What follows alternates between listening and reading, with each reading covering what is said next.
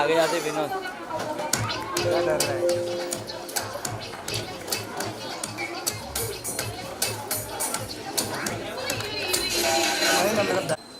Around 9 years ago, in an interview with the Times of India, she said, "Sociology teaches you to believe in the possibility of multiple possibilities." As she emerged an artist, the last 2 decades not only saw her potential as an actor, but also a vocal sociologist through her choice of movies and crystal clear Excuse opinions. me. Through her, we met women who dared to break away from the constructed realities set for them by the society. We met Lalita, Avni, Sabrina, Reshma, Vasudha, Sulochna and Tara. We met Vidya.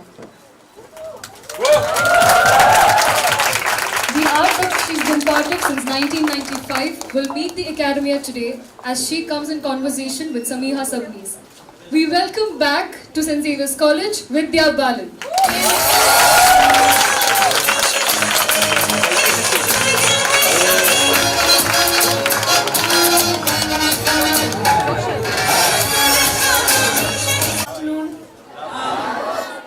It's surreal, you know. Firstly, I must say that I was a bit taken aback because I was to get out at the entrance, and I was told, no, please take the car through the Rang Bhavan entrance, and then the car was brought all the way here. I felt like I was being told I'm an outsider now. I wasn't allowed to walk through the corridor, but I'll do that on my way out. But yes, it actually feels lovely to be back. Thank you so much. I now leave it to the speaker head management, Samiha Sabnis, to conduct the interview. Thank you. Ma'am, I would first of all thank you for coming and doing this for us. It's a huge honor that I get to interview you. And so the first question I will start off with is, first of all, we are extremely proud that you're a sociology graduate and you've been in our department. So has sociology as a discipline helped you in any way throughout your journey as an actor? Okay, I don't know first where, how to sit. Yeah. Okay, thank you. Thank you, Samiha, for the welcome, and I keep saying that sociology is the reason I believe in the possibility of possibilities, because what sociology taught me is that what is not true for you may be true for someone else, and what is true for you may not be true for someone else. So therefore I think because you study about so many societies and cultures, you realize that you have to have an open mind. You can't judge anyone for their practices, for their cultural practices, for their norms and their mores and all of that. And that opens up your mind, and that as an actor I think is a very, very useful lesson. So yes, I think sociology has definitely helped me. So ma'am, the discipline of sociology also comes with a certain ethics of its own, that we see a world from a certain different, say, analytical, critical perspective. And has it ever happened to you? Because we've been discussing this whenever we watch a film. I'd say I've been very fortunate that I've done work that's in line with my beliefs, but not that I haven't had the opportunity to do other work. You know, but it's a choice I made that I only do work I believe in. For example, for me, even, especially in the past, I think 12 years, I've had the chance to tell stories of women who come into their own, to find their voice, who find their strength. So, even if they start out weak and vulnerable at the beginning, by the end of it, they've come a full circle. So I think those kind of stories I veer towards. I've had the opportunity to do other stuff, but I've chosen not to do it. I've tried dabbling in it for a bit, but I found it absolutely inconsequential and, with no disrespect meant, insipid, which is why I didn't do it. But yes, sometimes when I watch movies also, I'm like, they're not in keeping with my beliefs. But I will say this, that there's been, I've observed that over the years I've matured as a person. So previously it used to be all black and white, but today I've come to understand. I'll give you an example of a film called Kabir Singh. There was huge uproar when Kabir Singh released, people felt that, you know, how can you glorify a character like that of Kabir Singh, because he was absolutely disrespectful, violent towards women, and there was, previously I would have had the same reaction. But today, I feel that it's not glorifying it. It's telling the story of a Kabir Singh, and there are enough Kabir Singhs in the world, you know, especially in our country. So I'm okay with that. I make a choice not to be a Kabir Singh. As a person, that choice is mine. But will I not go to the theatre and watch a Kabir Singh? Of course I will. So I think I've also kind of matured. And I have to, you know, interrupt this by saying I'm very thrilled that my professor Vidya Bhatia is here. And I used to do a paper with ma'am called Women in Society. So I'm thrilled that she's here for my talk. And sorry, Pranoti, I got so excited by this entire, you know, Pranoti was actually my junior. And she's head of department today. How cool is that? But that also means I get to publicly bully her. No, not bully, I'll tease you. Sorry. Okay. Sorry for the digression. No, ma'am, of course. So, because we're on the topic, so there's this always like a chicken and an egg story when it comes to, say, media responsibility. So, according to you, the responsibility of, say, proper representation. I think, you know, when we talk about audience demand, we have to realize that the audience comprises you and me. We almost talk about the audience like as if they're an alien entity. So what the audience demands come from us. You know, I think as far as we understand that, we'll put out content that is true to us. So, like I'm saying, you know, someone will put out a Kabir Singh, someone else will put out a Mission Mangal, someone else will put out some other film. So I think gone are the days when you could get away with shoddy content and blame it on the audience ko yehi achhi lagti hai. You know, we're all, I think, very astute and mature today. We know exactly what we want, and because I think it's of course a chain reaction, a lot of things have changed around us. So the content has become very varied. There's an audience for every kind of story, for all kinds of content, you know, which is also why you have the OTT platforms today. So it's not just your films, but there are things that you may not go to the theatre and watch, which you'll watch on your Netflix, you know, Amazon, your Hotstar, or whatever. So I think it's, and the responsibility therefore is also shared responsibility. You know, I think it's not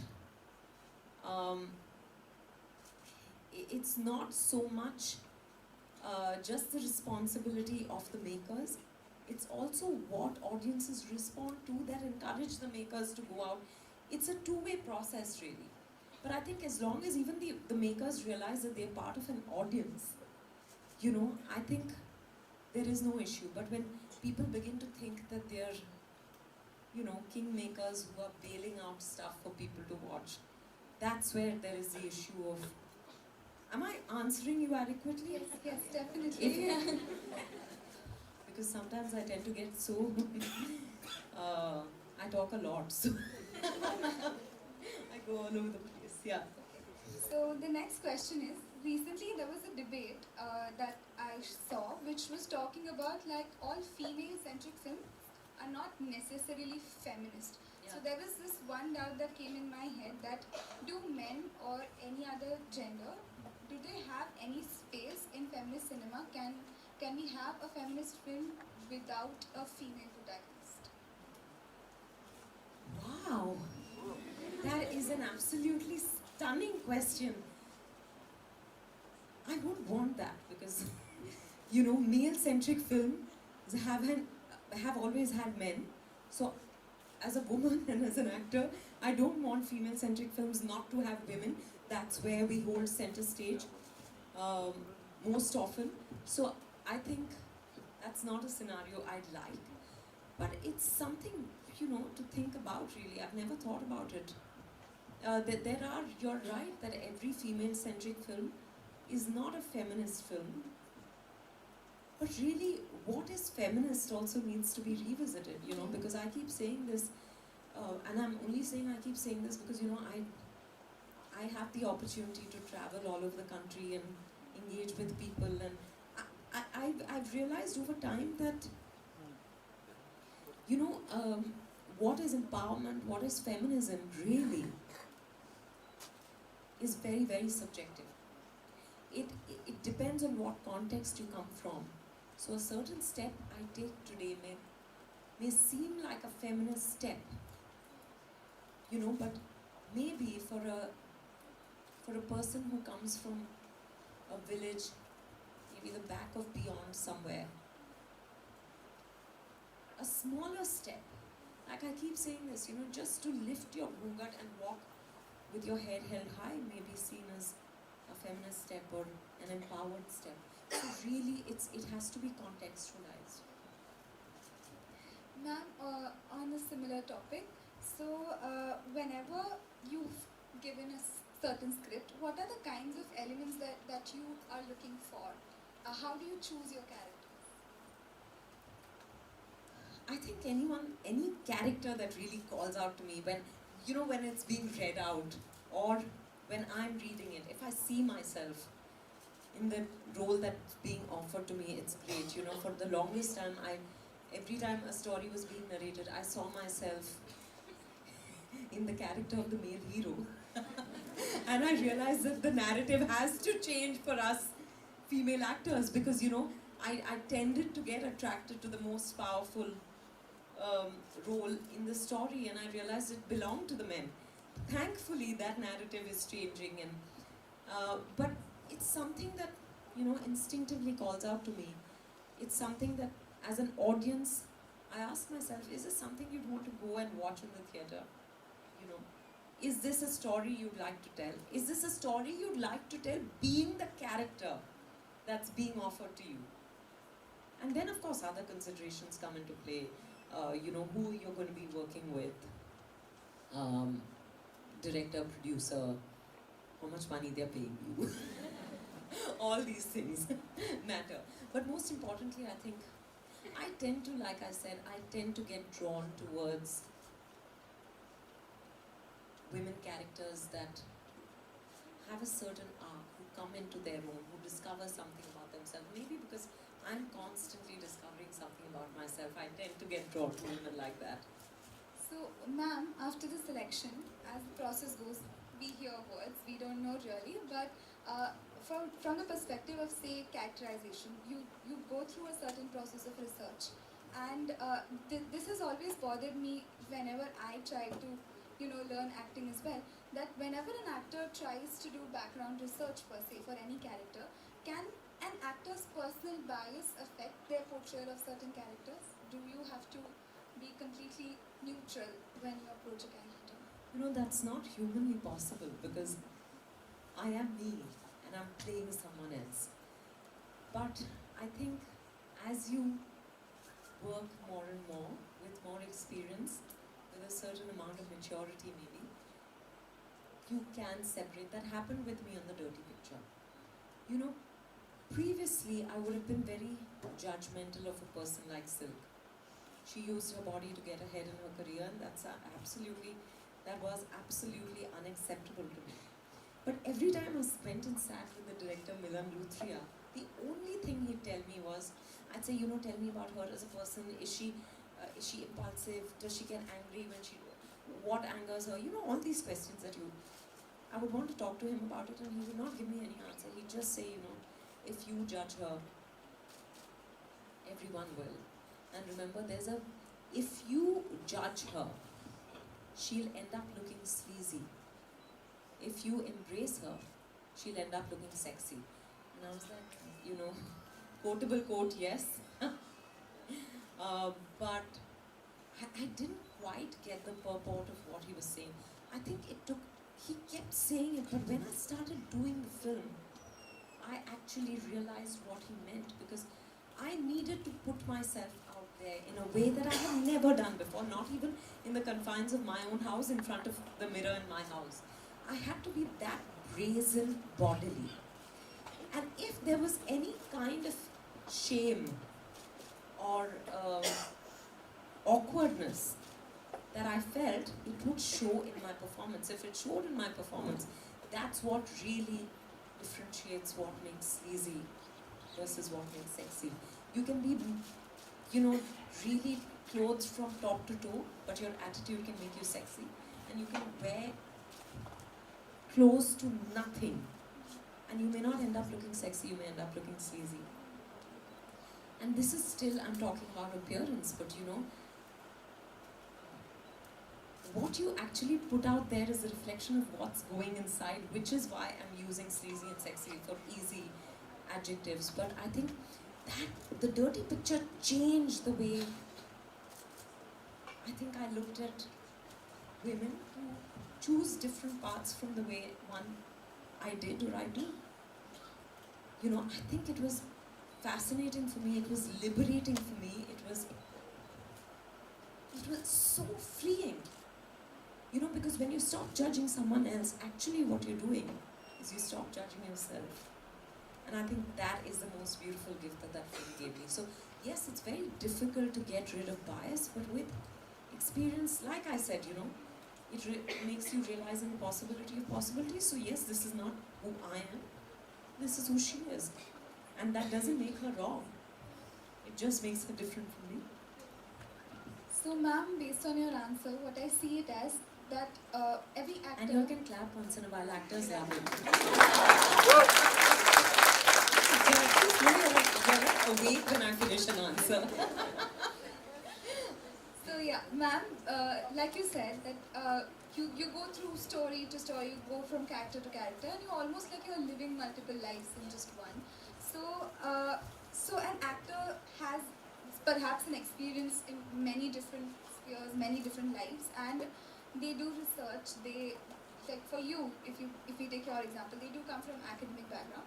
But this is one thing that has bothered me in recent times, is that whenever an actress tries to speak her mind in terms of, say, a social cause or a political opinion per se, I feel like they're not taken that seriously, because from the end of media you get ye to PR stunt hai, ya from the end of media you get something like why don't you just do your work. And from the end of us as well, somewhere I feel that, in academia, the knowledge that comes from a person's experience is not considered very clinical enough. So, do you think that there should be a middle ground where even actresses are taken seriously? I just think we should just let people be. And that's, it sounds so simple, but it's a really tall order. I think we're constantly judging each other. I know that there is, I feel it's, on the one hand, there is a pressure, there's lots of trolling of people when they express their views, when they stand up for a cause. They're asked, what is your credibility? Why don't you just stick to what you're doing? On the other hand, there is an inverse bullying, where people who don't want to express their views are being bullied into saying something. I think both are equally wrong. I have the right not to, it's a democracy, and a democracy allows me the freedom to open my mouth or keep shut as I please. I don't think anyone should be telling anyone else what to do. I think that's what, and female actors, I think, have been more vocal in a lot of ways. Male actors don't open their mouths at all. No, it is true, which is why we are being told, oh, why don't you stick to what you're doing, and all sorts of things, and there are being threats issued and all of that. And that's only because they're, threatening the status quo. People are worried that tomorrow, and I'm not just saying men are worried, I'm saying people are worried that tomorrow their daughters, their sisters, their mothers, their wives, their girlfriends, their friends are going to stand up in arms and again question what is happening around them. I think that is where it comes from. It comes from that deep-seated fear that the status quo is being challenged. But importantly, I think that whoever wants to express should be able to express. And in the same vein, I'll say that, peaceful protests are something that our constitution allows us. So as long as I'm not being violent, I should be able to say or do whatever, I'm doing. It is my right. It is enshrined in the constitution. And I think we should all just probably, before anything else, actually go through the constitution and see what our rights are. And I mean everyone across the board, not just as citizens, but everyone in the country must do that.